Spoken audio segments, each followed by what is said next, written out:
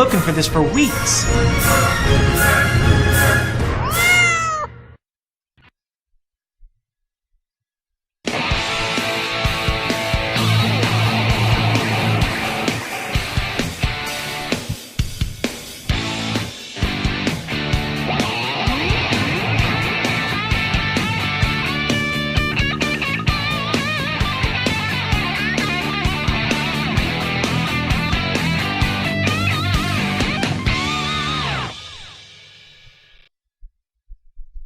Hello, and welcome to everybody out there. Today is September 22nd, and tonight we've got a great show. We're going to talk about D-Star, and the background you're seeing there is Memphis, Tennessee. Got to turn the volume down, getting some feedback here. So the background you're seeing there is Memphis, Tennessee, and it's the site of the Memphis D-Star Digital Amateur Radio Club, and we got a couple guests tonight with us. Going to talk about D-Star, and hopefully they'll bring you guys some useful information to you. Just a couple quick announcements.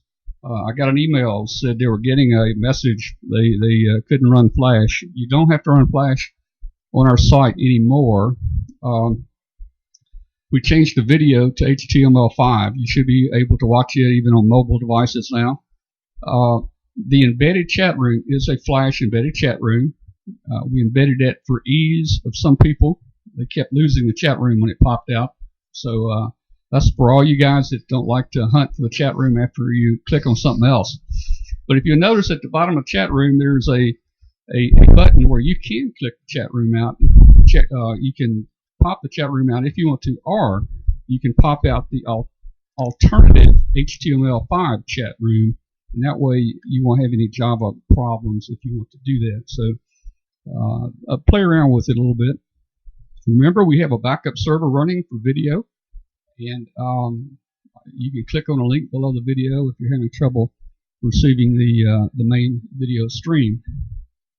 We're going to have a segment tonight. The first segment was supposed to be Ask Riley. That's Riley Hollingsworth, K4ZDH. The former retired chief counsel to the FCC who did all the enforcement.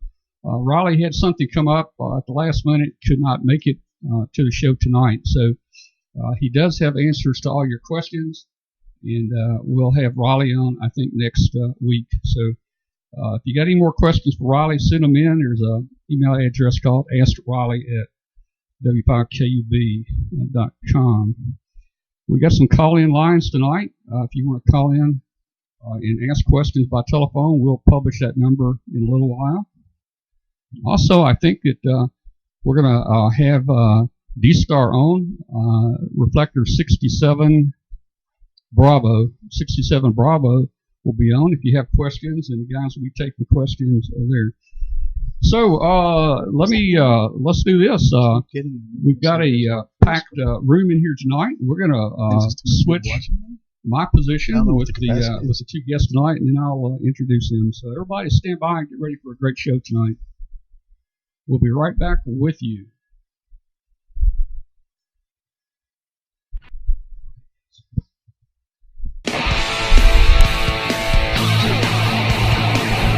Yep, we're connected.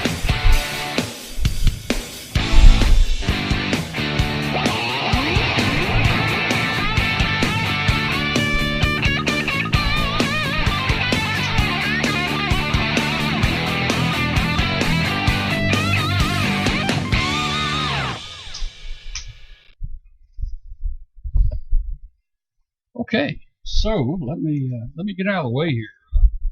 Tonight our guests are Rick Pinelli, KA2BSM. Right. He is the president of this club, right? This is the Memphis Digital Amateur Radio Club.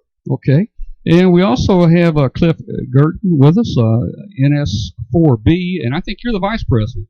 I think so, yeah. I looked on your QRZ page to try to get the information, and I couldn't find it. You have nothing on your QRZ page. Not very much out there. Yeah, so I didn't put it in the letter we sent out. So, guys, go ahead and take it, and let's talk D-Star, and tell us what format you want to use.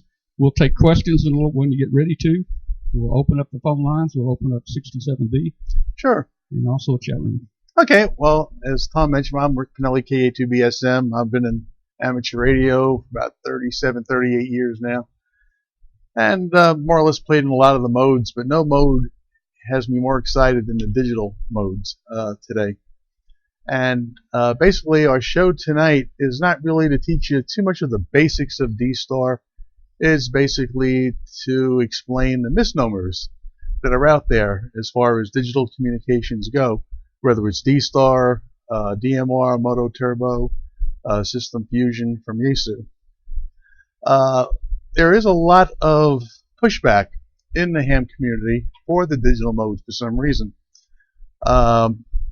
I believe if someone was really that anti-digital, they wouldn't be carrying a cellular phone, they wouldn't have a home computer, they wouldn't be driving a car newer than 1977, and the list just goes on. It's a digital world, and getting into amateur radio is no different. If you ever pounded a CW key, that's digital. If you've done PSK, or is that this key? PSK31. Yeah, that's digital.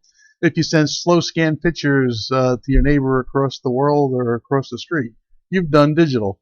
So believe it or not, you have done digital in amateur radio. So as far as I'm concerned, this shoots a lot of holes in your excuse not to go digital and embrace the future like everything else. Even your TV sets, everything today is digital. That is the way of the future. And we have a presentation here that Cliff is going to run through. Usually we present this at ham clubs around the local area, and we also get invited sometimes to do this presentation out of the area as well. There is a lot of interest in the digital modes today, and we've been pushing D-Star here in the Memphis area for about at least 6 years now. I've been in it over 5, and I basically have everything from 1.2 down to DV dongle. There's a myriad of radios and gear out there over the past years that ICOM has produced. And one of the other features you'll see is that you don't have to love ICOM to get into D-Star. There are different ways of getting into it, and we'll describe those for you this evening. Cliff. Thanks, Rick. My name's Cliff Gurlen, NS4B. As Tom mentioned, my QRZ page is sparse. We really need to do something about that. But just a brief history of me. I've been in amateur radio since about 2002, and mainly in the upper bands and digital areas. I'm an IT person by background, so the digital modes interested me when we got into D-Star about 5 or 6 years ago and formed.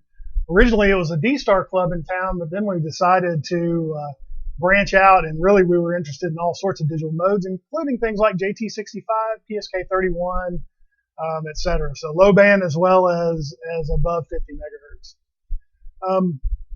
I believe that now is likely the most interesting time, at least in my lifetime, that we've had in amateur radio. Definitely. There's so many new technologies, new standards, new barriers being broken in microwave, and with the convergence with information technologies, which is where my background is.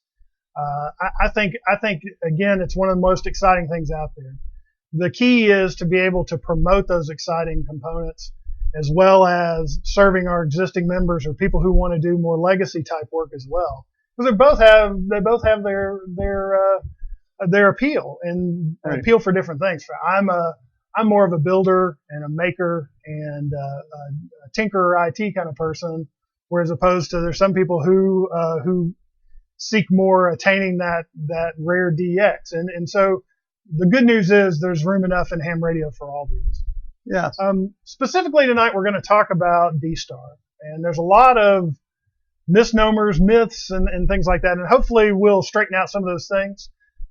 Before I start this presentation, I'd be remiss without mentioning another one of our officers in the D-Star Club, or in the Digital Radio Club here in Memphis, which is Michael KK4IOH, who put together most of this presentation, if not all of it. So thanks, Michael, for letting us use the presentation tonight.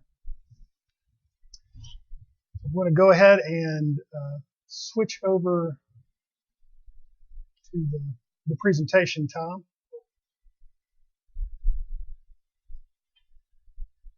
I love technology. All right. Few facts. If you go out on the internet, here's a few facts that you'll find out about D-Star. One, it's a fad that's going away. Second, it's a proprietary standard. That it requires the internet. That only one vendor supports D-Star. That D-Star radios are expensive. And that D-Star is very complicated. Really?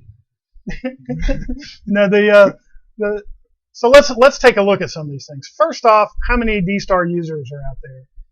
As of May of this year, we've got almost 2,000 gateways, 3,100 voice, 200 and some odd data gateways out there with over 40,000 registered users. And these charts you see below, which I won't go into the detail on them, but they show from 2007 on significant year-over-year growth, not only in repeaters and gateways, but also users. Let's also take a look at some of the D-Star features. Again, D-Star is a digital format. It is a packet-like format that allows you to transmit or receive voice and 1200 baud data on the below 1.2 gigahertz, and then at the 1.2 gigahertz range, you can also do 128K data transmission. And with internet connectivity, you actually have an IP connection in your car. In actual practice, there's not a great deal of 1.2 gigahertz, at least in our area, because of the transmission characteristics of 1.2 gigahertz. And we basically live in a flat area, and so it's difficult to get 1.2 gigahertz. Right. No mountains in Memphis. Yeah, I wish we did have mountains. Yes. A couple other features. One is something called DPRS, whereas traditional APRS, you're out buying a TNC and having to have a 2-meter radio to transmit that out. D-Star actually transmits your APRS coordinates with the proper receiver and GPS receiver out while you're talking. So while I'm riding around town chatting on the local repeater, my APRS position can be transmitted along with that. Which is a pretty cool feature, especially for those who do like APRS. You can go track yourself on it. You can watch yourself on aprs.fi or go out to a repeaters page and see your position. You also get a couple other features, flexible repeater linking, and that allows us to take repeaters in different localities. Or like you'll see later on, we have regional reflectors that we can connect repeaters in to create wide area talk groups. And act as conference bridges for very large nets. We have a popular one in the Southeast Weather Net, and a number of other nationwide nets and worldwide nets out there. So what is D-Star? We look up the definitions of what D-Star is. It's an open worldwide standard for digital communications over amateur radio. And this is something that was developed in Japan by the Japan Amateur Radio League. I highly recommend doing a search for JARL D-Star. There's a ton of documentation out there. Now, there are some, if you're English speaking only, like I am, there's some issues in translation in the standard, but we have people that are smart about that who can translate the standard. It's completely open. Any manufacturer can use it. ICOM has been the leader in coming out with amateur radio products around D-Star, but they're certainly not. It's not exclusive to them. It is completely open. Actually, in Japan, Kenwood has branded radios that they sell in Japan that have D-Star in them, but they're made by ICOM for Kenwood, so they have yet to develop their own radio. And then we have a number of non-ICOM hardware and software repeaters and repeater technologies out there. No handhelds yet that do D-Star. There is some HF though. We'll talk about that in just a minute. So D-Star continued. At its nature, it's a 6.2 kilohertz wide of bandwidth that pumps out 4,800 bits per second of data. So that's a kind of a mouthful. In comparison, if you look at 9,600 baud data, which There's not a ton of that in our area, but there may be some in yours. 9600 baud data takes up about 20 kilohertz of bandwidth, as opposed to D-Star at 48, which is half the data, but because of compression, actually only takes up 6.25 kilohertz of bandwidth. Within that, there's 2400 bits of that are for voice, 1200 for data, and then 1200 for forward error correction for the voice. And so what that does is that transmits extra data to correct any losses in data for the voice, since voice is a fairly complex stream to transmit. Another component of D-Star which makes it unique in the digital range right now is that the call sign is sent with each transmission. It can be in Fusion, but is not in DMR, but is with D-Star. One of the advantages of that is, technically speaking, you don't have to voice sign when you talk on D-Star. Many of us do, because when you're driving around town, you don't want to have to look down at your radio to see who's talking. So it's a good idea to go ahead and sign. And it's good practice anyway, but technically speaking, you don't have to. Yeah, it's really especially great if you're doing nets, things like that, where it actually, if you didn't quite get the fellow's call, you can always look down at your screen. Some radios, like the 2820, will keep the last call up on the screen on the bottom. It will scroll it across a few times, so you have another chance to grab it and put it in your log. So having that automatic identifier is a great feature of D-Star.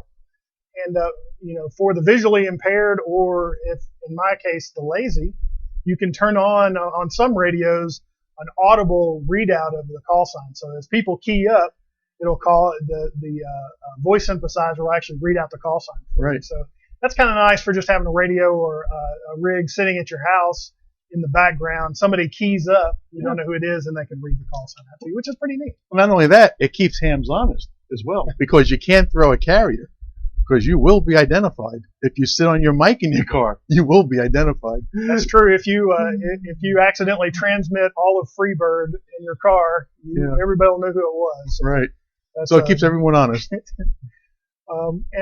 And the last point around what is D-Star, and this is the part where people tend to talk about D-Star being proprietary. D-Star uses the AMBE or AMB vocoder chip under license from a company called DVSI. So what this chip is doing is it's synthesizing your voice. So as opposed to when I talk over an analog repeater, my radio takes my voice, mixes it, then transmits it out on a certain frequency.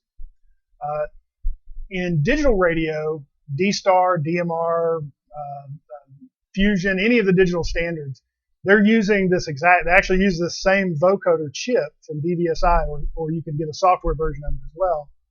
And what it does is it takes the components of your voice and turns it into a digital signal. So something that sounds like the start of an S, it converts that to a digital signal, the end of an S. So when you hear people's voice on the other end, it doesn't sound exactly like them, but it's a digital representation of that voice. So it's not, like there's some technologies that'll take a raw audio stream and compress it down.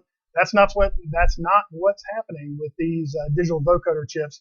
It's actually taking and converting it into a voice language. And I won't go too deep into this next slide, but this is a graphical representation. I highly recommend if you're interested in this. There's a lot of documentation about the DVSI's AMBE chips. Again, it's from a company called DVSI. This again is the component when people talk about proprietary technology in a D-Star radio. This would be the proprietary component. But in my mind, it's about as proprietary as a vacuum tube. I can't build a vacuum tube in my house, and I also can't build an AMBE chip in my house. AMBE chips cost about $25 a chip if Cliff wants to just go out and buy one. So they're not terribly expensive. When ICOM buys them, they actually don't even buy the chip anymore. They pay an exorbitant fee to license the software. Then they can put it in software in each of the radios. But if you were a smaller manufacturer, anybody off the street, you can contact DVSI, buy a couple, build your own circuits, route your audio in and out, and go forth. And we'll actually show some examples of that in just a minute. Again, on this, used in, and I forgot to mention P25 as well. P25 uses the DVSI chips. So there used to be separate chips around that. Now there's with the AMB 3000 chip, DVSI pretty much, that one chip can decode all those technologies. How about Moto Turbo? Moto Turbo, DMR, yes. So DMR/Moto Turbo. Yeah. They all use the AMB codecs. Now, each of them uses a little different flavor of the AMB codec, but actually this one chip decodes them all and encodes them all. So that's kind of nice. So just briefly, I'm going to cover some differences between analog and D-Star. So when we look at analog channel spacing, you have to have enough spacing between your analog channels to prevent signal overlap or signal interference between different stations. Well, D-Star, again, most of the repeaters we have today, at least in our area, are 25 kilohertz of bandwidth, whereas a D-Star only requires 6.25 kilohertz of bandwidth. So you can see from the slide here, if you look down at the lowest section, you can actually fit two D-Star repeaters in the same bandwidth as one analog repeater. So what is it? This is much more conserving of our bandwidth space, as well as in this area, 2-meter frequencies have been very difficult to get, almost impossible for an analog repeater. However, our local Sarah, who's our local frequency coordinator, has some interstitial frequency pairs for 2-meter that allow you then to have a D-Star repeater in the 2-meter band where there's no way today that you can get an analog pair. So there's some significant advantages to going with digital, especially in frequency conservation. But also in our area, which is a really cool thing, we just put up a repeater recently. They have 2.5 megahertz or kilohertz split on the repeaters, whereas all of our analogs are 600 kilohertz split. Yeah. At 2.5 kilohertz or 2500 kilohertz split, you're not working your cans nearly as much in the repeater. So several advantages to go in the route of digital for frequency conservation. And so one of the next items that get brought up is, well, D-Star requires the internet. Well, that's also an untruth in that with D-Star you can operate simplex digital voice and digital data using any two D-Star radios. You can repeat digital voice, digital data whether you're connected to the internet or not. You can't connect to another repeater, obviously through the internet if the internet's down, but you can still continue to operate just like a regular analog repeater, just with better quality audio and likely be able to transmit from a farther distance away. Yes, D-Star does have about 20 to 25% greater range than analog signals. And there's plenty of YouTube videos out there where you can find that demonstrates that feature. That makes a big difference. And that carries true not just for D-Star, but also DMR, DMR Moto Turbo, as well as Fusion. All the digital modes. D-Star is not all that different than DMR Moto Turbo. It's just another offshoot, and it's been around and it's going to stay around. A lot of people think that D-Star is just a fad and it's not going to be here for a while, but the opposite is totally true. With 41,000 registered users out there and people using it, literally every day. Yeah. It's going to be around at least for a little while. We think, again, I try to stay out of the mindset of there's got to be only one technology that wins. Again, ham radio, I think, is big enough now to where we can experience all these things and enjoy them all at the same time. And, like I like to say, just, buy 3 radios, right? Yeah. Well, what I find interesting, too, is when I'm on DMR, which is usually just a one-band radio, either on the 2-meter frequency or the 440, which is most popular, a lot of the DMR users have never used D-Star. And a lot of D-Star users have never used DMR. And I love hearing the conversations where a DMR user will go out and buy a D-Star radio and actually see the differences. Where DMR, you are restricted to talk groups, things like that, with a local or area-wide, nationwide, worldwide Where with D-Star, it gives you a lot more flexibility where you can connect to different nets and reflectors, and you can talk, from around the corner to Australia. We have people on our nets that check in from Australia all the time. Ships out at sea get into it as well using satellite communications and links and things. So there's so much to it. And we also have HF D-Star, which I try to do. We have an HF net a few times a week. And there's nothing greater than actually making contact with the digital voice quality of somebody halfway around the world. There's quite a few HFers in England, and they come in. You think they're sitting in the room next to you. I mean, it's all the DX without the QRM. That's a good point. That connectivity is really one of D-Star's strong suits. I believe it's why it's become more popular.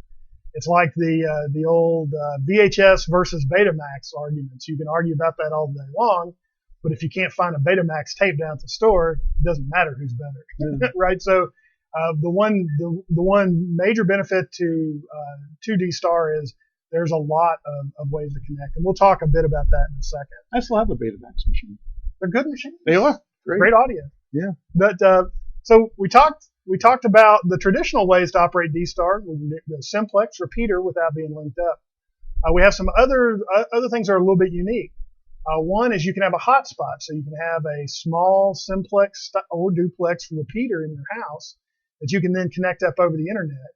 And there's a number. The traditional way to do that is you take in the first one I did, I took an old dual band radio I had around, or it could be a single band radio that, as long as it's 9600 baud capable, plug something called a GMSK modem into it, and then have your D-Star handy talkie, and all of a sudden you can then transmit even if you're not within range of your repeater. Let me give you an example real quick. Let's see if we can turn on the small camera. This is what one of the GMSK modems look like, and it's got just a connector on one side. This connector you connect into your 2-meter rig or 440 rig or whatever style rig you want to pump D-Star through, and then you plug it's got a USB port on it. Plug it into a small computer or Raspberry Pi or your desktop at home. Run a little bit of software on it, and then you can connect out to all the other D-Star repeaters in the country. With just a handy talkie on super low all around your house. We've got a number of people that use these type things. They'll use them in the neighborhood, right, or a couple other things we're talking about too. But this is one of the things you can use a hotspot, old rig you've got collecting dust in the corner, and do some really cool D-Star. It doesn't have to be ICOM. It could be any radio out there. Actually, I have my Yaesu 1500 2-meter radio hooked up to my hotspot. And they come in handy, especially if you lose internet connection to your local repeater and the gateway's down. By having a hotspot and a handy talkie, you could connect to the gateways, because I do 2 nets a week, and I always have to be available on the gateway to do them. So if the local internet goes down at our site, I have a dongle and I have the hotspot to keep my connectivity functional. Then we have a couple others that are related to the hotspot. One's called DVAP, which that's a small box that has a very small transmitter, like 50 milliwatts or so, and the GMSK modem and everything on board. You plug it into the side of your computer, and with on super low power on your handy talkie right next to it, you can then connect up to D-Star all over. DHAP, which is another variation of that, and then another unique feature to D-Star is the DV dongle, and I'll show you real quick what a DV dongle is while I'm talking about it. So this, remember again, we had that DVSI chip, that AMB decoder. Well, within this DV dongle, if you look at that large chip, I believe it's the large chip over on the right underneath the E inside the plastic case. That is an AMB 3000 or AMB, I think this is actually an AMB 2020 chip that does all of the audio encoding decoding. So you take this, plug it into your computer, and then if we can switch back to the computer, I'll show you. you end up with a nice little application that looks a lot like this. And so here I'm actually connected into Reflector 67. I have my call sign programmed in here. If I hit the push to talk button, it'll key up every repeater that's connected into 67. I can also connect into one of my local repeaters and chat with people around the Mid-South, or I can go to a repeater in another place. I've used this several times when I'm out traveling. Connect back into the local repeater, chat with a couple people while I'm in. I've done it. I don't know if I did it from India, but I've done it a number of times from other places around the country. So it can be a lot of fun, and it's a very inexpensive way to get into D-Star. Whereas, we'll talk about the prices on these in just a second, but without having to buy a radio or anything, you can at least dip your toe into it, listen to some of these reflectors, and listen to some of these repeaters and see what it's like before investing in a rig. Right. Because that can get expensive depending how far you want to get into D-Star. Yeah, the rig prices go from a few $100 up to a few $1,000. So again, it depends on how deep you want to get into it. But it's perfect, even for security reasons. If you're traveling, you don't have to carry a radio with you, and an antenna, everything else. Lots of truckers actually use these in their trucks. They hook them up to their laptops, and they have a hotspot either through their cell phones or through their company Wi-Fi that they're satellite connected to. And works out great for them. We get a lot of truckers coming through Memphis here that are on D-Star, and they stop here during the night and they join in on our nets, things like that. So, and if you're interested in really good audio quality, a DV dongle with a headset on a computer has some of the best audio quality you'll hear in radio. Exactly. We'll go on and talk briefly about some of our repeaters. Again, ICOM makes a whole line of repeaters, and you'll see here on this slide, we've got, this is a typical ICOM repeater stack, and it goes from, you have a control unit called an IDRP2C, and this is sort of the brains of the repeat side of the operation. It'd be similar to an RCOM or some other type analog repeater controller, where it's taking and receiving and retransmitting audio.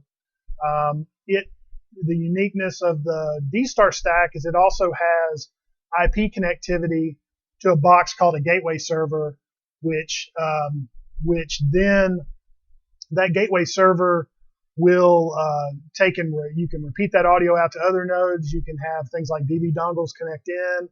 That sort of becomes your internet presence for this repeater.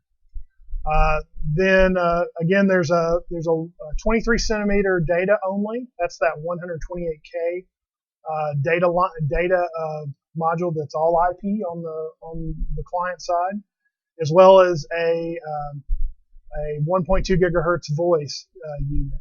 And then and those are a little more rare. Not every stack has those.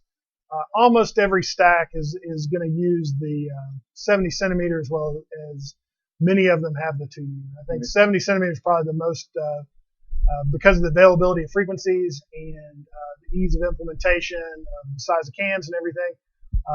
The 440 is going to be the most prevalent out there. It is. But then there's also 2 meters. Like we have in Memphis, we've got, for instance, 2 stacks like this. And both of them, one of them has the 1.2 gig data, and the 2 meter and 440. The other just has a 2 meter and 440 stack today. The good news is you're not limited to ICOM hardware, especially when we talk about repeaters.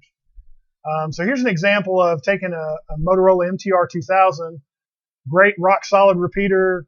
I love these things, a giant heat sink with a radio attached to it, and then with that GMSK modem that we looked at earlier, that small PC board, and a computer, and then you can have a full-fledged open source D-Star node. This happens to be ON8JL. And on our next slide, for folks like Tom who may be a little more Kenwood oriented, here's a Kenwood TKR820, great rock solid little repeater, hooked up to, again, a GMSK modem. And then you can hook it up to a Raspberry Pi or something of that nature to be the controller and connection to the internet. And you have a full-fledged D-Star repeater, all open source. Very cool. And our last little repeater here. So if you don't have a traditional repeater, let's say you just got a couple of 440 radios, or a couple of 2-meter radios, or you could even get more exotic than that. But here's a VK5REX, which has 2 of these MCS 2000s, again connected to a GMSK modem and a small computer with power supply, and that makes a fine D-Star repeater. And again, no repeater, no problem. This is a block diagram or pictorial diagram of what a hotspot would look like, where you take just that off-the-shelf analog radio, connect it to a little GMSK node adapter, and some software on a Raspberry Pi, a BeagleBone Black, or a computer, or whatever compute device you have. Then you can connect up to the internet to any of these D-Star repeaters around the world. We also have hotspots. Again, we talked a bit about that, these small repeaters with a board. And let's see if we can get back on the camera. I'll let you take a look at I don't break too many things here. At my DV Mega. There it is. So this is a DV Mega. Now, underneath this little laser cut plastic case is a Raspberry Pi with a small board that has a GMSK modem again, and a very small transmitter, and some software on a little SD card that you can download off the internet. Basically get that together, plug it in, and then it becomes a nice little single node repeater. And I have it here on 432/550. I've got a D-Star radio, and I'll show you how this works. I'll go ahead and key up. We're actually connected to Reflector 67 Bravo. We'll go ahead and key up now and give it a shot. This is NS4B on W5KUB Amateur Roundtable testing.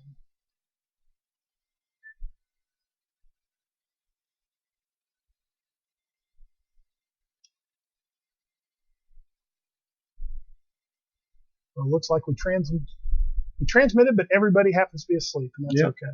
No one on the reflector right now. May not be anybody on the reflector. Oh.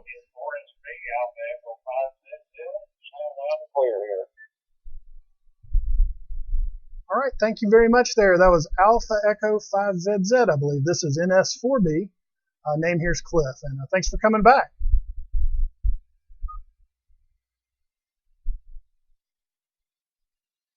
Enjoying the show. You guys are doing a great job. Thank you. Thank you. We appreciate it. Thank you, Rick, and I appreciate that, NS4B. So all this, again, I'm on super low power on my Andy Talkie. We're in a room that's not very RF friendly to the outside world. My repeater, I could maybe hit my repeater if I was on full power, but it would really be sketchy.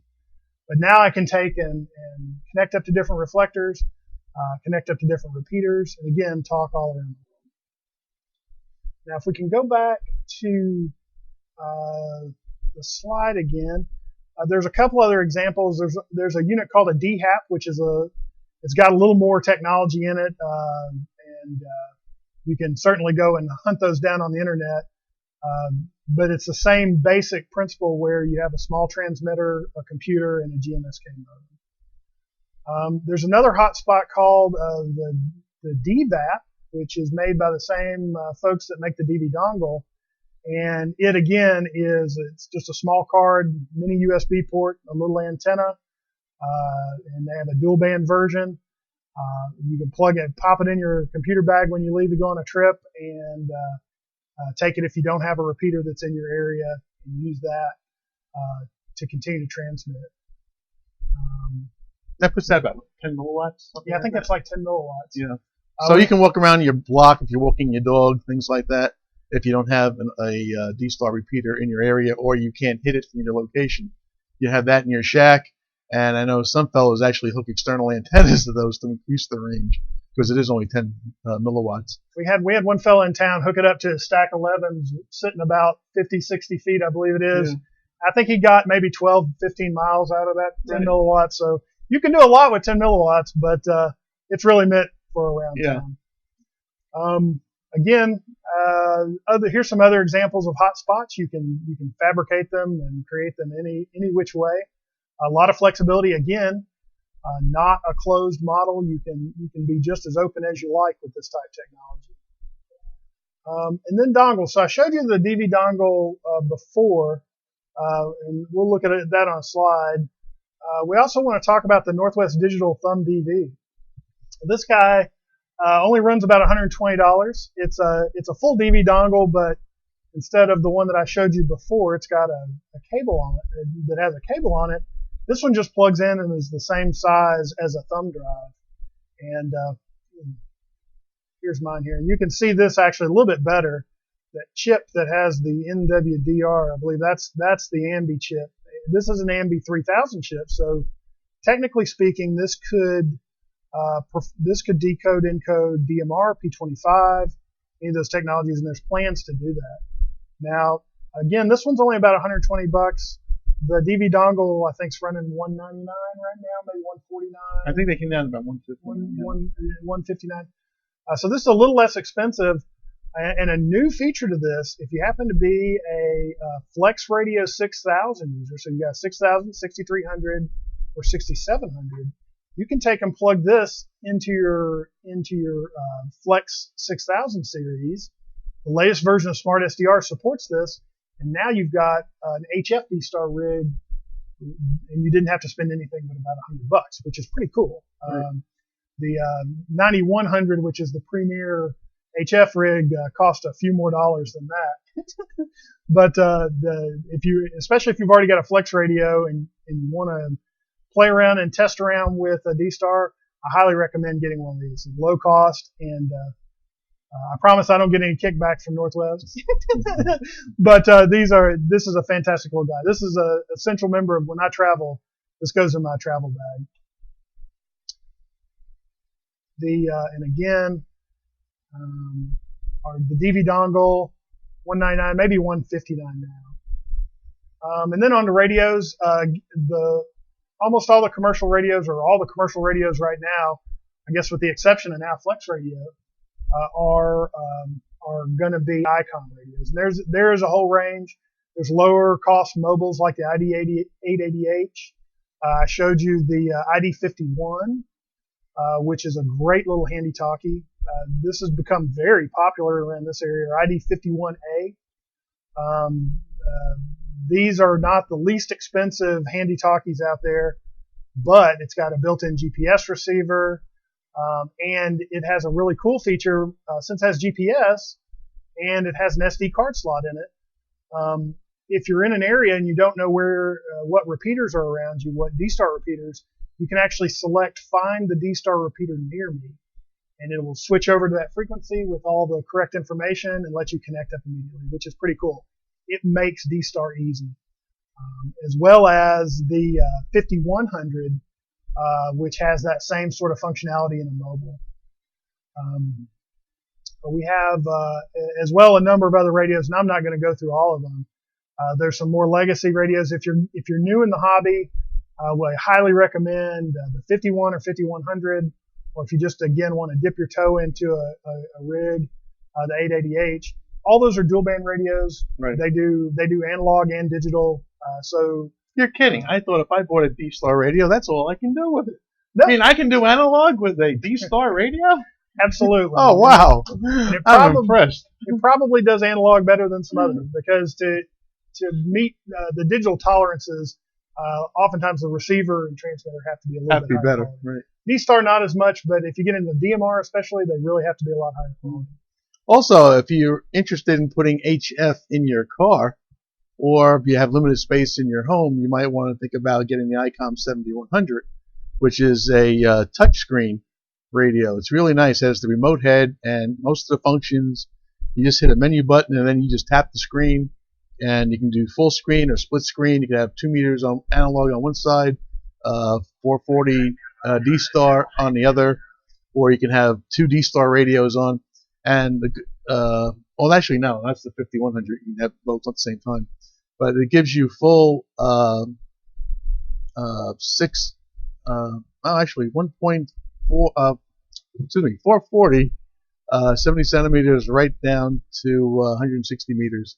And you can actually run HF D-Star on there as well. That's one of the pluses of having a mobile 7100 doing HF D-Star, which there again says a lot of fun if you ever played with that. Absolutely. That 7100 is a nice radio. It is. And they've come down in price too. There's a special for them right now. So, again, ICOM has almost all the radios out there, again, with the exception of Flex. But what's coming soon, there's a company called Connect Systems out of California. Excuse me. A company called Connect Systems out of California that's been working on for probably longer than we'd like. I think it was November of 2014. It was almost released. So my warning is this is still in R&D, but I think that they're getting closer to actually releasing this. The CS7000. Again, this radio is based around that AMB chip and digital radio technologies. Connect System makes a number of DMR radios today, and they're branching out into this more open model of being able to support. I think they're going to lead off with DMR and D-Star, but also talking about the ability to do fusion, and they're of course analog. It's single band radio. I'll show you an example. They have one case that they use for all their radios pretty much. And this is a CS750. This happens to be a DMR radio, but the D-Star radio, the D-Star/DMR radio will look just like this, except it'll say CS7000 up here. They have the capability to do D-Star in the pricing's not exactly released yet, but we're guessing it's going to be around $250.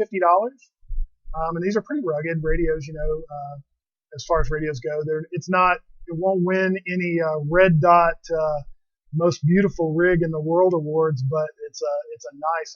I actually like this and use this on our DMR repeater here in town. So we're very excited about that, about being able to have another vendor besides ICOM out there making D-Star equipment. Again,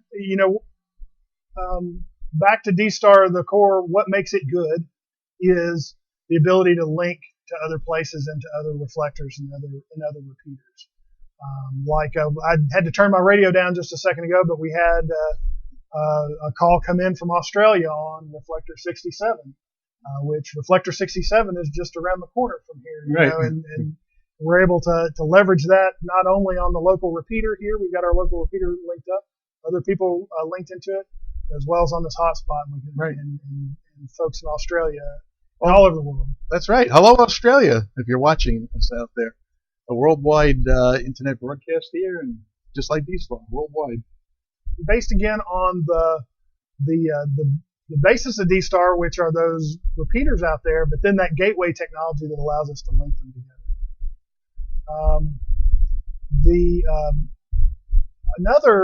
Another strength of D-Star is something called DRATS. You can also say DRATS if you like, but we prefer to say DRATS because it's a very positive thing. And it's sort of like a chat client. It uses that. Remember, I said D-Star has 2,400 baud of voice, 12 correction, forward error correction, 12 data. Well, that's simultaneous.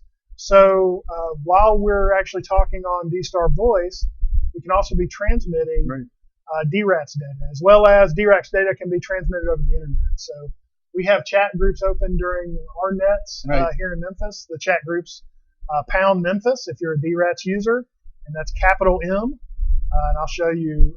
I don't think we don't have any chat in here now, but this is an example of what DRATS looks like. And this is the Memphis chat room, but out in the main, you can see there's all sorts of amateur radio operators that are logged into DRATS, and it's a great way to communicate, especially in emergency communications, where one of the really cool features of DRATS is that it has the capability to do forms. So we have standard MCOM forms in there, or you can build your own. So if you're setting up a local EMA or other agency like that, and you have the need to transmit data with common forms, you can pre-distribute forms or distribute the forms through the 1200 baud data, either via radio or internet, and then pass messages back and forth where you're just transmitting that form data. So very concise, easy to catch. If you have signal interference and you have to retransmit a few times, it's a very small piece of that data. You're not having to transmit all the form elements as well. Right. Granted, you're not going to transmit, large JPEG pictures on this. It'll take forever.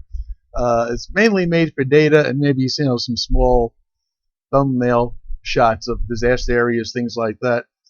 A group in Georgia did a test where they actually took an ID1, which is the 1200 megahertz radio with the 10 megabyte Ethernet connectivity into it, and they actually flew over parts of Georgia and photographed tornado damage and sent those pictures from the plane back to their headquarters where they were studied by the scientists and all that.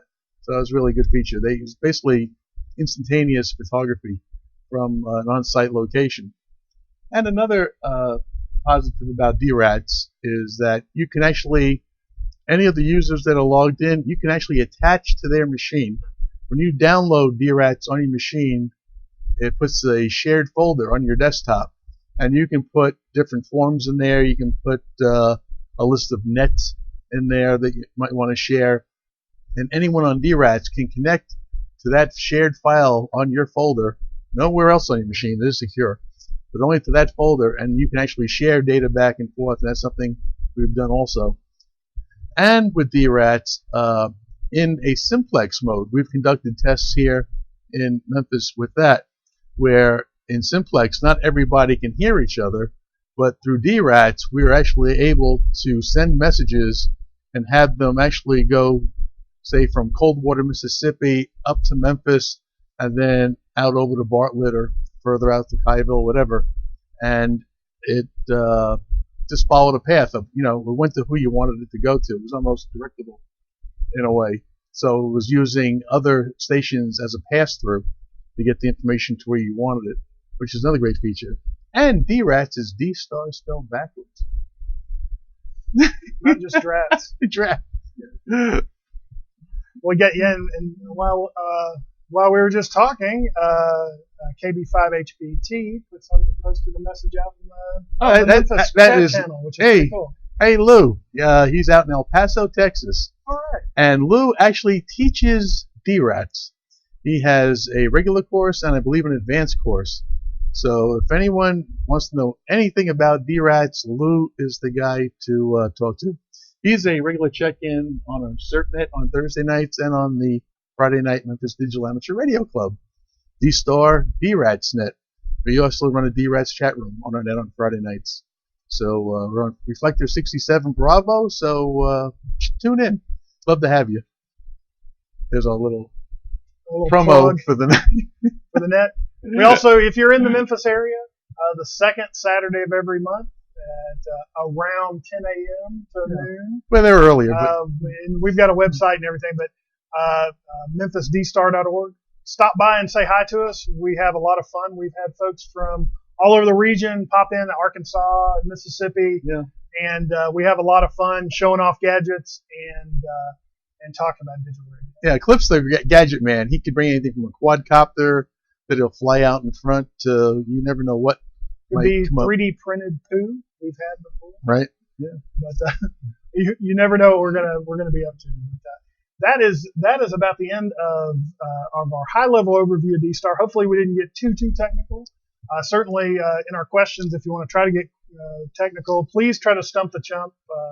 I'm not the smartest person in the world about this stuff, but we've got Google here, I guess. Yeah. Well, one of the things, like I said, we wanted to dispel was really the misnomers of digital communications, especially D-Star. DMR really, how many, 5 of us on here in Memphis on DMR right now? Yeah, they've grown every hour. Yeah. It's growing. Usually D-Star would be your first step, at least here in this area. And basically, I heard this is going to be on a new extra test when you upgrade it. You have inductance, capacitance, and reluctance. And reluctance to digital communications. And I heard that's going to be a tough one, so you better study up for that one. Trying to keep it light, folks. Hey, we're here to have, not only make it educational, we're here to have fun, too. I mean, when something becomes a job, then it's not fun anymore. It's not a hobby. So we do have different ways of taking questions. We do have a call-in number, which is... Oh, we'll let Tom pick that up, I guess. Yeah, I'll put the call-in number up on the screen. Let's see. There's the phone number right there. So if anybody wants to try to call in, we're going to try to it's across the top up there. If anybody would like to dial that number, we're going to see if Cliff can work the equipment. I'm not behind. You guys notice I'm not sitting at the table tonight, so our studio is a little small. So these guys are in the operating position. So there's a phone number if anyone wants to call. Also, D-Star Reflector 67B. Right. I want to call you on 67B. Right. You'll take questions there. There were some questions very early in the chat room.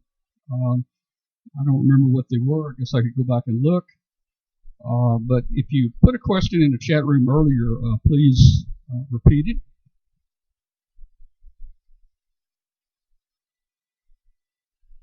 All right. So, hey, this was interesting. I learned a lot tonight. I mean, hey, been a ham for 51 years and got into D-Star just right on the surface a couple years ago. And I've only left mine on the Memphis D-Star repeater. I haven't turned the knob yet. But I tell you, I like the DB dongle. Yeah, it's simple. so Easy. Right. Easy to go to any reflector you want. Just a mouse click. And you can take it in your pocket and go with you. Okay, here's a question from KC2YPG Tony. It says, public safety has been switching to digital over the last years. True. Over the last years and spending a lot of money doing it, but all the problems with the infrastructure are making them switch back. How does amateur radio fare with the lack of budget and infrastructure? Well, I have heard that a lot of the hospitals in Georgia and in Ohio have installed D-Star equipment. Here in Memphis, most of our hospitals are equipped with analog amateur radios. So in case we do have a disaster here, and everyone knows a cell phone isn't going to work in a disaster. When we had that straight wind come through years back, Hurricane Elvis, it was dubbed, and it just knocked out communications here. Even some landlines were down. And a lot of people today don't even bother with landlines because of the added expense of maintaining one. I, being a CERT member here in Memphis, I do keep a landline active in my house because you never know when you're going to need it. But a lot of the hospitals have converted over. A lot of the weather stations have D-Star radios in them around the country. Here again in Memphis, it's been a kind of a hard sell to get people to go digital. But I know police and fire, they've all been converting over to 700-800 megahertz going digital. Yeah, I think, a lot of the narrowbanding rules has driven a lot of that. Yeah. If you're going to convert to narrowband, you might as well go ahead and convert digital. As well as there's a number of grants that are only available if you're in a public service, that are only available if you go P25, which is interesting. A number of municipalities have went DMR, but many of the government agencies, we have a local FBI office here. I know they use P25 almost exclusively, with the exception of when they need to do interconnects. I haven't heard of many switching back, but I'm sure it could happen. What's happening with the infrastructure here is very interesting because another reason why I think that's so exciting right now is we have these converging technologies. So we have 6 gigahertz range, which is available to us as amateurs. There's an effort out there called HamWAN that where you can link internet nodes on that 6 gigahertz ham frequency. So, for instance, one of our D-Star repeaters here in Memphis is on top of a building that has no internet access. That's very common. You've got repeaters on top of water towers, on top of buildings. The RF up there is horrible. You can't, there's not necessarily cable runs, and to have them run through a few floors is very expensive. So out comes a technology like HamWAN, where we're transmitting over about 13 miles an internet connection to that repeater, again leveraging another piece of ham technology to build that backbone infrastructure. So it's a little plug for HamWAN, but Memphis HamWAN's connected. We've connected a number of repeaters and intend to connect more. So it being a hindrance, I think it's an opportunity.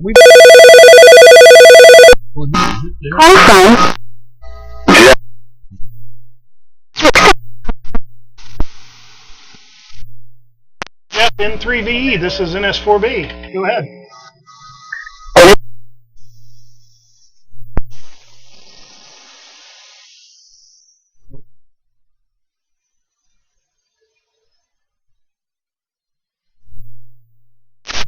Hang on one.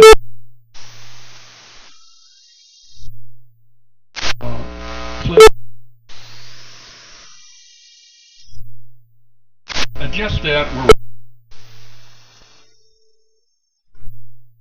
Here, Jeff, can you give me a little more?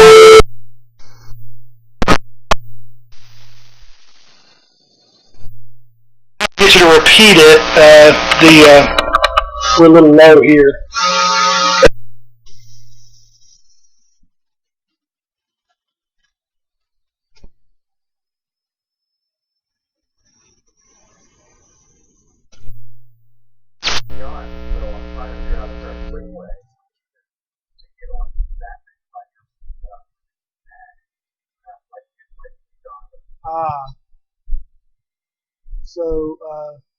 So the audio is real sensitive there. I think what happened, you're too loud and probably it overdrove. So hey, Jeff, thanks for calling. We're going to get your question here. Let us try one more time to set this level. Okay. And Cliff, you're going to have to do it because I can't see that level behind me. So hey, Jeff, give us a mic test there.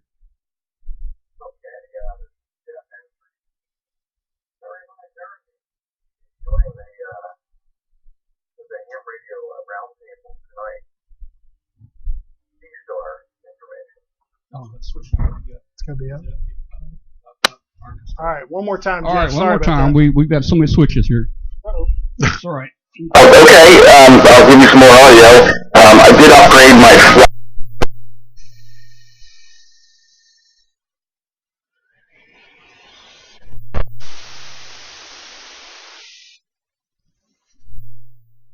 my looks like we're getting some good level now at least through the mixer.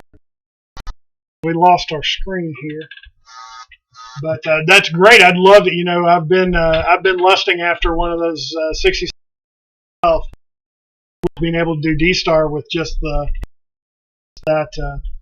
with adding on that thing. So.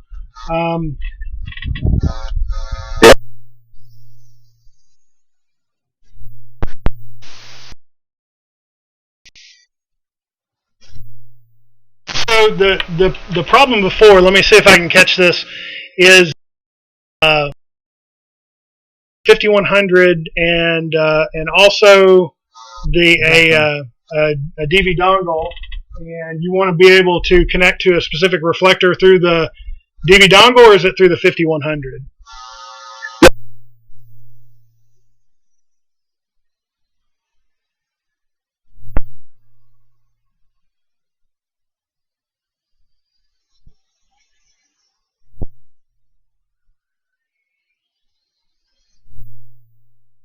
easy way to quickly program your call to reflect 67D. Bravo.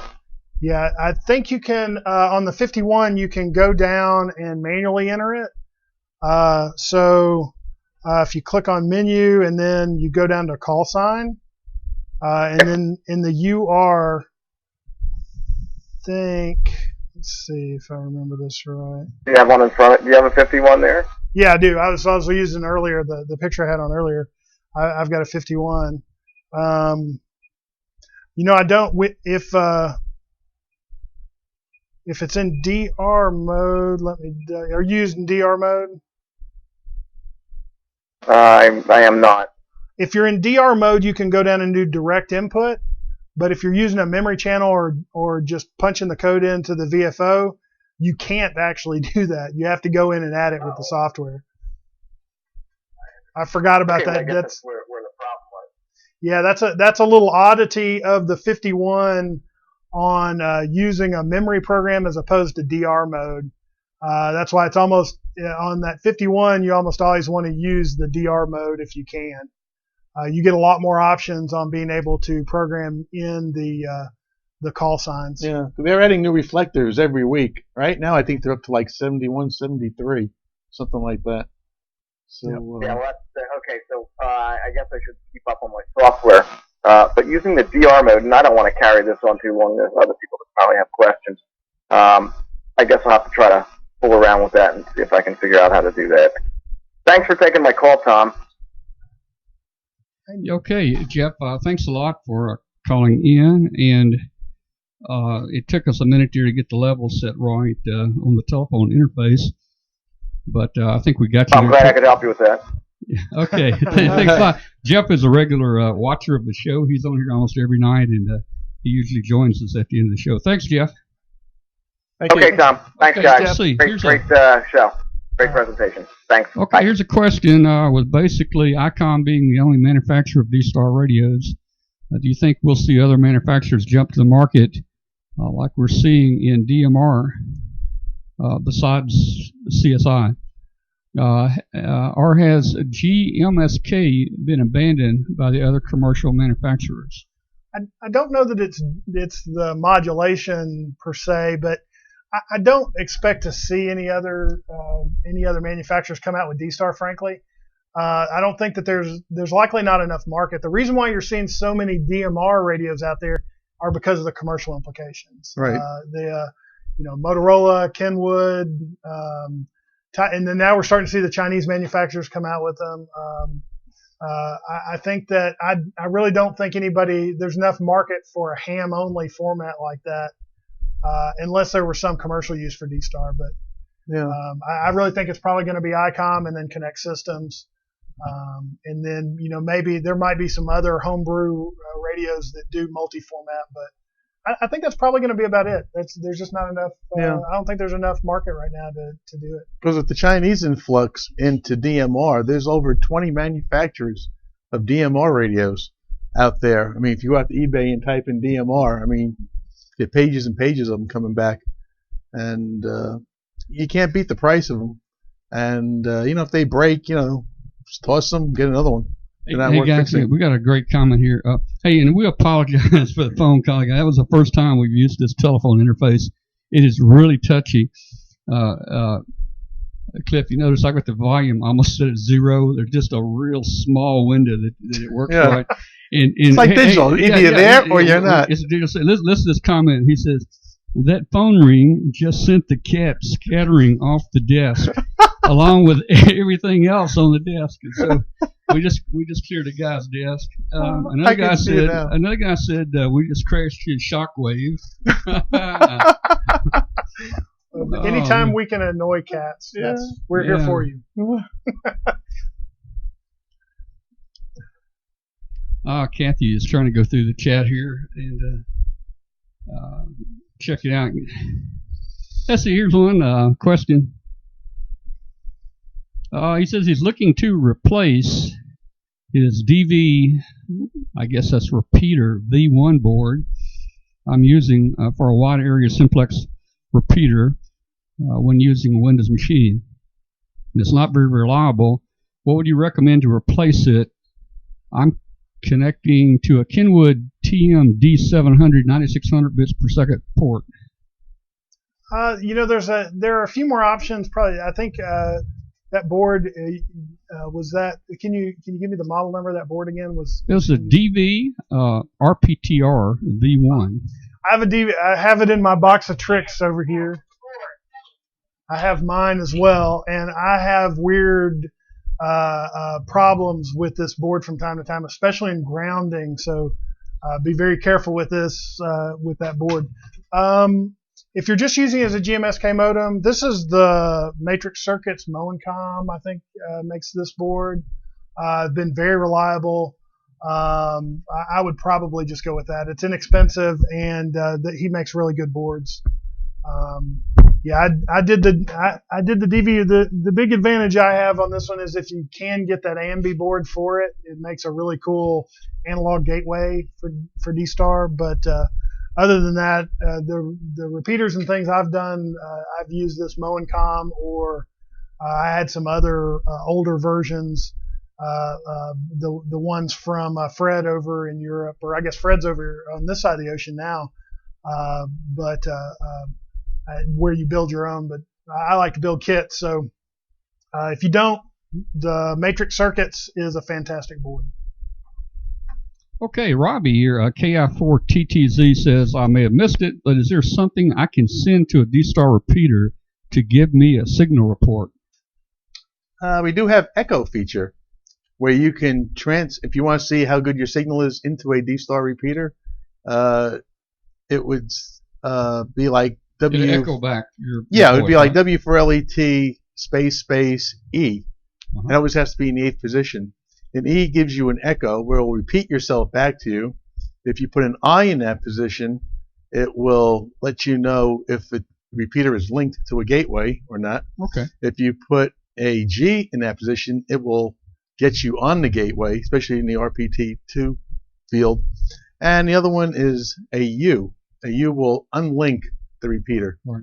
So that's in that 8th position. It sounds like the loop back, or what do you call it, loop back? Or Echo. The echo back. Echo. Sounds kind of like the Skype echo test, where you say something in voice and it comes back to you. Right. But there's nothing that says basically what your signal strength is at the repeater. Oh, no, well, you can hear the quality. Yeah. Now, that's on the traditional ICOM repeater stack. But if you go with the open source repeater stack, there's a setting where it'll actually return your error rate as part of the text. So I'll give you an example. If we can switch to the small camera, I'll show you on here. See if you can see. This is my 51. So if you see my 51 here, and I've got my hotspot, let's see, NS4B testing on reflector 67 Bravo. And this should come back with my error rate. So see here down there, I don't know if you can see that, reflector 67B and BER of 0.0%. So I had no lost packets, no error rate on that. So it's not a signal strength per se, but it gives you a packet error rate repeated back. And that's only available today on the open source repeaters, not on the ICOM stack. Yeah, VE3MIC, Mike, who's a regular on here, has a question. He says, are there reflectors that don't really care for dongle users, and how would we know which ones they are? You guys heard of that? Anybody don't like dongle? Well, there's another group of reflectors out there that's not part of the standard 01 through 073 right now. Well, there's several, right? So yeah. In the open source realm, there's a number. There's X reflectors. Right. There's DCS and CCS reflectors. Generally speaking, if you're a standard ICOM reflector, there is a data rate of, you're supposed to have at least 100 meg of bandwidth, and the reason for that is so that you can accept in DV dongles. So generally speaking, if it's a standard ICOM, no. However, on the repeater side, that's very different, because as a dongle user, you can connect to reflectors and to repeaters. Repeater owners, you have an option in the gateway settings to limit how many DV dongles can connect to you, and you can set that at 0. So some people, if I have a very marginal internet connection, I may want to have that low. But generally speaking, reflector-wise, you can link up to any out there, because it's no more bandwidth for a dongle than it is for a repeater. So I wouldn't be shy about connecting up to any of those. So in your experience, you really don't know of any reflector owners or people out there that really frown against people using dongles? Well, everybody's pretty friendly. Or? Repeater, yes. More or less, yeah. I mean, there are some repeaters that owners that won't even let you link a repeater. Okay, but they have the option. They're restricted. They have the option. They could set that where dongles can't connect. If they want to, right. Okay. When we first set up the W4LET repeater, we had a limited internet connection. Yeah. So Chris, KF5DDP, our administrator, he limited, I believe, to 5 DV dongles, so there'd be enough bandwidth to actually go on the gateway and do other things. And then when they changed internet providers and opened it way up, now I think it's maybe 10 or 20, something like that. Well, getting set up on D-Star is an interesting deal, because I guess in theory, a person could figure out a way to get authorized and not really be a ham. But I know people ask the questions, what's your ham license? And there's some kind of verification, right? So. Right. In order to use D-Star, you do have to, to use the gateway, in order to link and unlink, you do have to get registered on the D-Star gateway. And you go through the local repeater in your area. If you don't have one in your area, like some of the fellas who live out in Arkansas or whatever, they would use our repeater registration system. And then they get put into it, and then we send them back an email saying, okay, go back in and set your screen up. And you can finish the registration process. And as a repeater owner, you're authorized, or as a gateway administrator, you're authorized to register people into that trust network. When you purchase the repeater and you go to get it online, you have to then get trust from a group called the Texas Interconnect, or Texas Interconnect team, who then grant you that trust. Okay. So it's a tiered trust network that works relatively well. Yeah. So anybody just can't go out and buy a dongle and get on the air with it. Yeah. Here's another question. This is from Jamie, WX4KUB. In fact, I met him on Reflector 30C today. Okay. Yeah, they're out of Georgia. Invited him to the show tonight. He didn't even know we had a show. So he's in here and participating. And Jamie, thank you very much for being on the show tonight. He has a question. If you're running a simplex repeater, can you register with the IRC DDB? What is that? Yeah, so we talk about open source repeaters. They're generally on the IRC DDB gateway network, and absolutely you can. If you have a call sign that you want to register, you can register that call sign out in IRC DDB and connect up a simplex or a duplex repeater. It's the same software for both. So it just depends on how you configure it. Right. I have a repeater with a call sign that I've had in both modes, and as long as you're registered with IRC DDB with that call sign, you can then take everything from a small DV Mega hotspot like this all the way up to a full-fledged repeater. All right, KF4HR. Can Rick or Cliff provide any info on Yaesu Fusion? Yeah, a little bit. Sure. Tell us about Fusion. I almost wore my Fusion shirt tonight, but I thought it would okay. have been duplicitous. But so Fusion's a little bit different standard, different. Again, it's a different modulation than GMSK, but very similar in the way that the encode decode works. They have a way to connect up repeaters today called Wires X. It's not quite as popular as D-Star, and there are ways to do hotspots, but you're still having to buy the Yaesu products. Basically, what Yaesu's done is they've flooded the market right now with repeaters. Just about everybody who has an old analog repeater, they've got a deal where $500 you can get a full-fledged Yaesu Fusion repeater.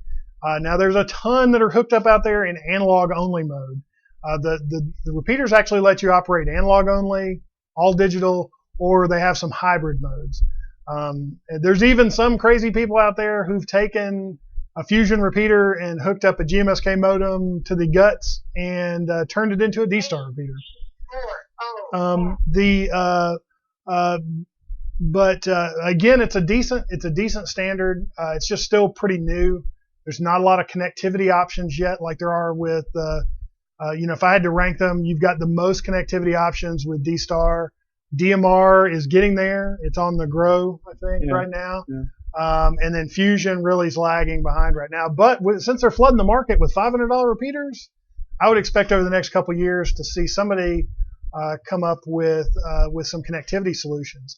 As a side note, the Jonathan Naylor, who develops the IRC DDB gateway software, will be working on some technologies with Fusion. So I wouldn't be surprised to see something that would that from them that you could do open source to start linking these together. And once that happens, I think Fusion becomes just as popular, capable as D-Star is. But it's lagging right now just because it's so new. And there again, there's a lot of reluctance on Fusion repeater owners to actually flip the switch and put it into the digital mode. They're going out and buying it because it's cheap, $500 to put this new repeater in, but they're afraid to go digital with it for some reason. And the way Fusion works, that if you're on it talking analog to somebody, and I come by talking on my digital radio, it will convert me to analog. So there's no confusion or crosstalk or, hey, you screwed up my conversation. Analog is the predominant mode in a system fusion repeater. Now, if I'm talking digital and you come along with a digital radio, we'll both be talking digital. So that's how that system works. But you have a lot of operators out there, or owners, who are afraid to throw that switch because they think it's going to screw their communications up. So there again, education is everything when it comes to digital. All right, let's take another phone call because we know how to work it now. Don't touch the audio knob, Cliff. And the cat's already jumped off the table. Okay. And his table's been clear. So all we got to do is answer it. I think the level is set. We need to test this thing. So let's have another call. The number's up at the top of the screen, or call us on Reflector 67B, and we'll take a call that way. Also, in the meantime, VA3TWT, I guess that's Gord, says, do you think there will ever be an Android app similar to Echolink for D-Star? I don't develop apps, so I couldn't say. Well, you never there's know. the Robin Cutshaw, who has developed a lot of the DV dongle and the D+ linking technologies. He's been promising for a couple years now to come out with the capability on an Android phone to plug a DV dongle into it and then do the DV dongle software on an Android. So I think, yes, it's I just don't know, people haven't been properly motivated to do it yet. But certainly the technologies are there, and there's no reason why it couldn't happen. Yeah. It just hasn't happened yet. Well, So I think, yes, the answer to that question is yes, I think it will happen someday. Yeah. It just hasn't been enough. There hasn't been an impetus or anybody really pushing for it to happen. Oh, Robin had it working on his machine, right? Ooh, we have a call. On his tablet.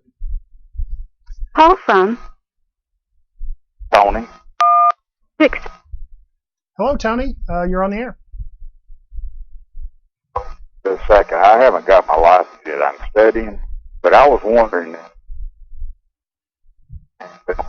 That's my thing that I'd like to get into more. I would even the 2 months with the we go into the HF radios. So I think, let me make sure I got you, Tony, that talking about can you do D-Star on HF? Is that the question? Yes, the HF, HF, will they ever go there? Rick talked a bit about this earlier. There's quite a bit of activity right now, D-Star in the HF bands. There's a number of nets. Oh, okay. They use Reflector 30 Charlie to coordinate on those nets, and so they'll hop through the bands a lot of times. With that narrow bandwidth,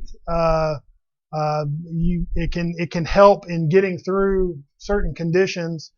There's probably some other digital standards that get through even better, but certainly you can do D-Star and HF. And again, we talked about before, there's a couple of radios from Icon that can do that, as well as if you have a radio that has a 9600 baud data port on it, you can also use a GMSK modem and go that approach.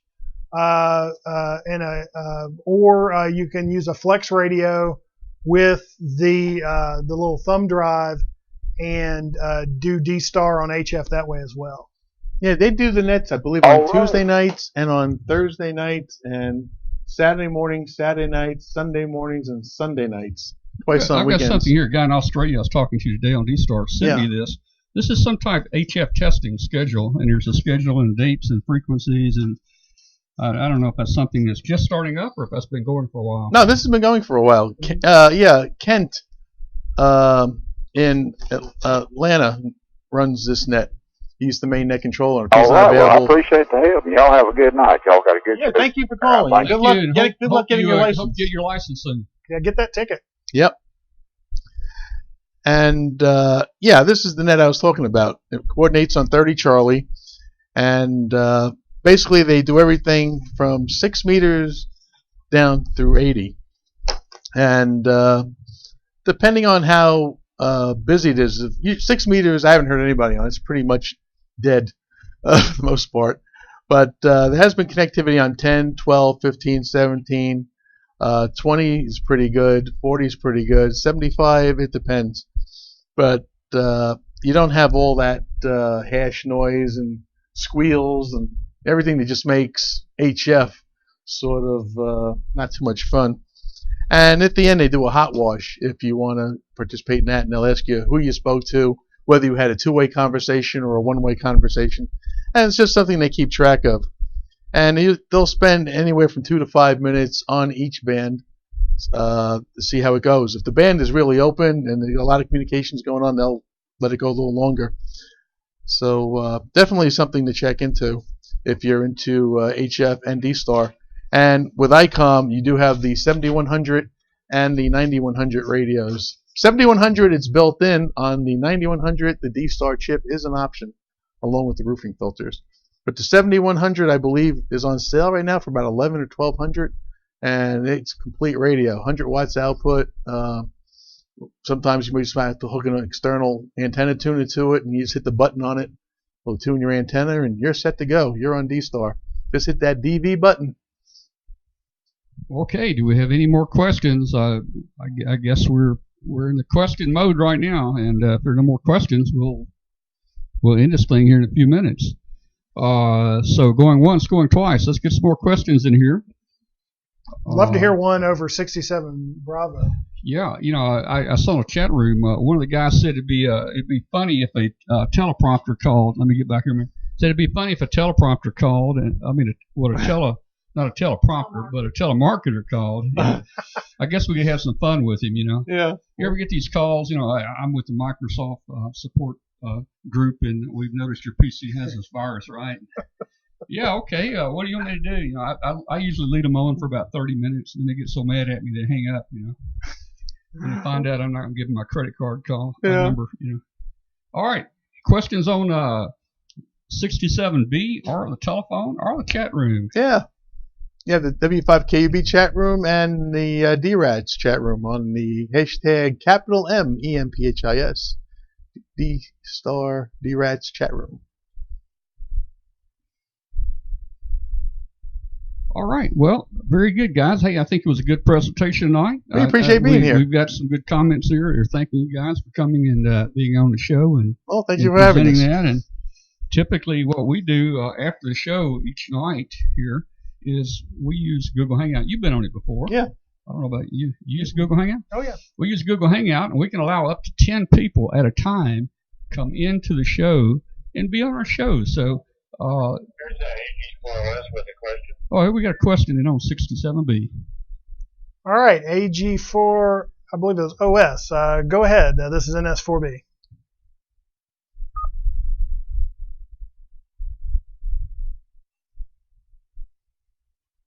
NS4B AG4OS. Yes, good evening here. I'm sitting here watching the W5KUB D-Star thing. My question is on Fusion. Do you have to use a Yaesu radio for the digital part, or will any of the digital radios work? No. So right now it's Fusion only. Again, the Connect System guy is wanting to add Fusion to his format since it's the same AMBI encode decode, but the modulation's different. GMSK modulation for D-Star. Yeah, this is AG4OS. Do you have it? Yeah, sorry about that, AG4OS. I was answering through the web. But the answer to that's yes, you do have to use a Fusion radio.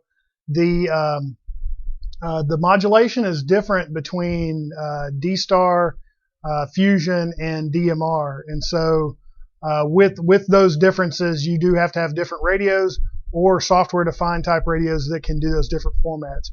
Currently, the only one to do Fusion is are the Yaesu rigs.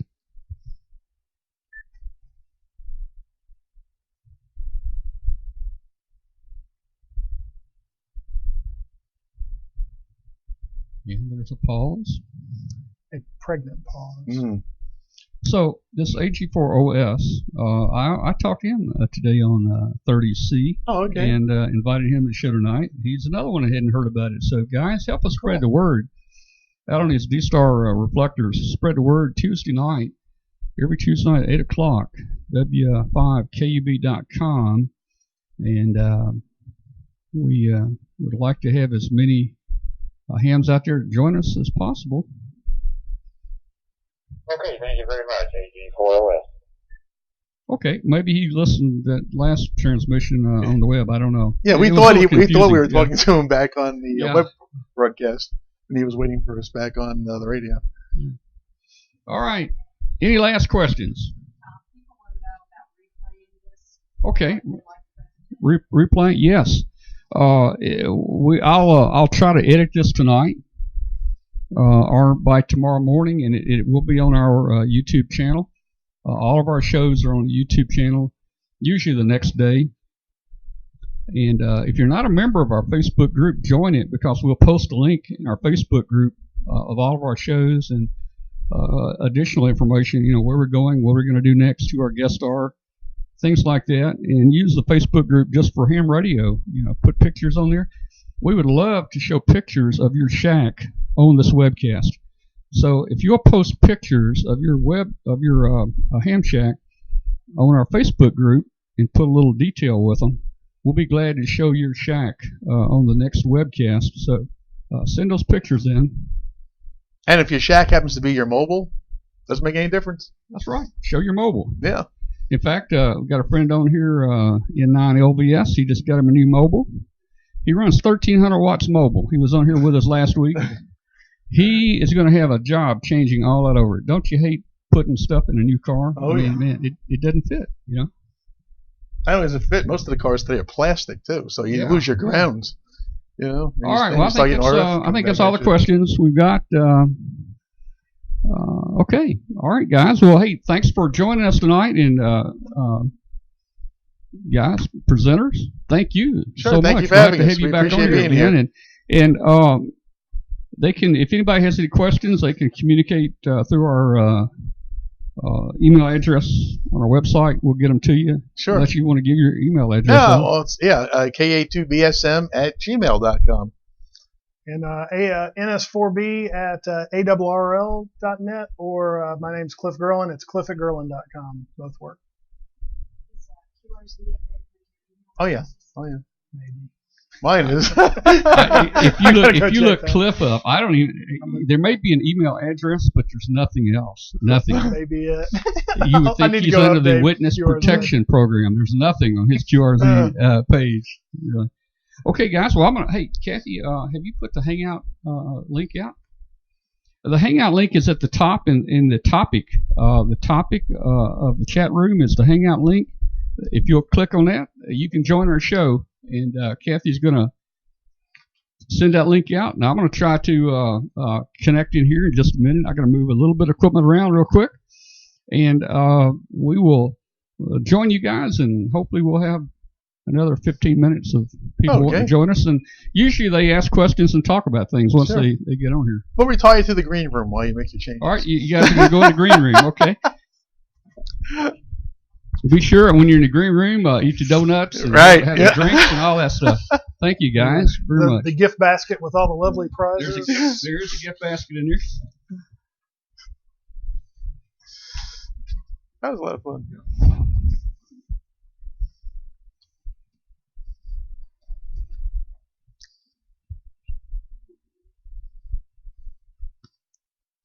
We'll be back with you guys in just a moment.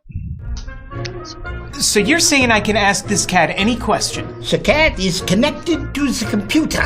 You just type in the question, it will read his mind. There the answer comes.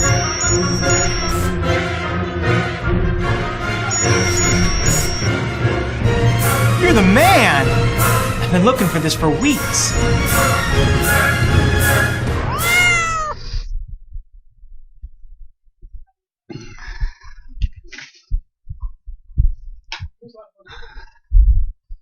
Oh. Okay, I didn't get back in time. Sorry about that, guys. Sorry. Oh, guys, we had a good show tonight. Kathy, let's see. I need that laptop right here.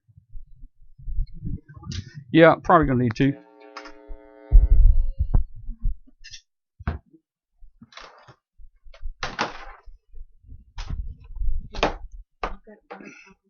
Just lift it over that right here, right here.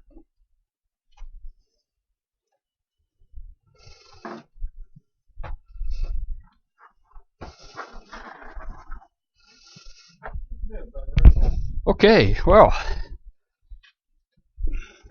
we're almost set up. We had to really change our studio around tonight for this presentation tonight. Let me get on Hangout.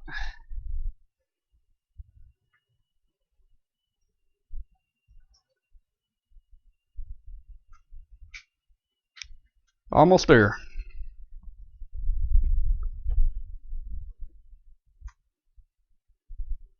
Looks like we got one person on here tonight. Maybe somebody else will join. We got Dan on here. Hey Dan, how you doing? Doing fine. How are you doing? Doing good. Let me see. Let me get your feed, your video feed into the webcast here. I didn't think about this. Stand by. All I gotta do is pick the right video feed out. I've only got 100 to choose from. Well, let's see if this is it. Well, that's split screen. There you go. I found you. Okay, I found you. So we got, this is Dan, by the way, guys. This is Dan, N9LBS. Dan is the guy that has the 1300 watt mobile rig and is also switching it over now to his new Jeep Cherokee, or what do you got there now? Yeah, it's a 2015 Jeep Cherokee. Okay, let me, okay. I may have not had your audio up. I need to get our production guy working. Okay, say something, Dan. Hello, radio. I think we got your audio now. Dan's the guy that has the 1300 watt mobile. And so, hey, how do you do? You got it all switched yet? No, I don't have it all switched yet. What seems to be the problem? Got the 2-meter radio in.